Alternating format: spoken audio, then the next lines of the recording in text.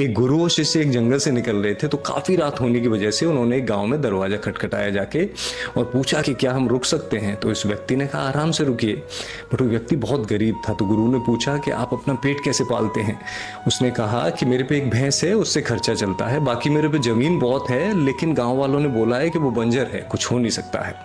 तो गुरु सो गए और सुबह जैसे ही उठे उन्होंने कहा शिष्य से इसकी भैंस को खोल लो, और वो भैंस को लेके चले गए। तो शिष्य को थोड़ा सा बुरा लग रहा था।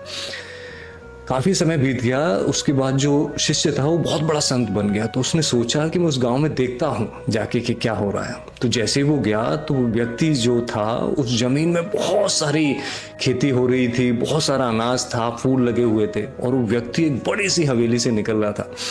तो उसने पूछा कि आपने मुझे पहचाना? तो उस व्यक्ति ने कहा अच्छे से पहचाना, लेकिन जिस दिन से आप गए हो मेरी भैंस गायब है।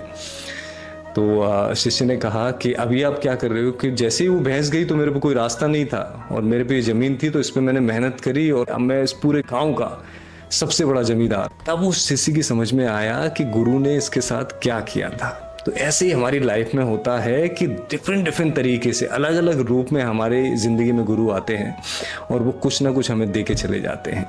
तो हमें क्या करना है? हमें सिर्फ अपना काम करते रहना है, गुरु राइट टाइम पे आ जाएंगे। ऐसा कहा जाता है कि जब शिष्य तैयार हो तो गुरु अपने आप आ जाते हैं।